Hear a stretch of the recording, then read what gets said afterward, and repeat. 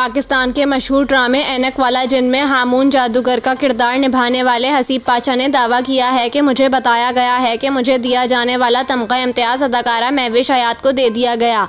एक podcast interview के दौरान मेज़बान ने हसीब पाशा से सरकारी सतह पर मिलने वाले एजाज़ात से मुताल्लिक सवाल किया। मेज़बान के जवाब में हसीब पाशा ने बताया कि साबिक चेयरमैन अलहमरा अता अल हक कासमी मेरा ड्रामा ऐनक वाला जिन 3 से 4 मरतबा देख चुके हैं। इन्हें जब चेयरमैन बनाया गया तो उन्होंने मुझसे कहा कि जितना काम आप कर चुके हैं आपको प्राइड ऑफ परफॉर्मेंस मिलना चाहिए। इनकी बात सुनकर मैं हैरान हुआ लेकिन साथ ही बहुत खुश हो गया। उन्होंने मुझसे कहा कि आपका नाम 16 रुकनी कमेटी से मंजूर करवाने के बाद इस्लामाबाद भेज दिया गया है। हसीब पाशा ने बताया कि इस्लामाबाद में मेरा नाम इस एजाज़ की फहरिस्त से निकाल दिया गया।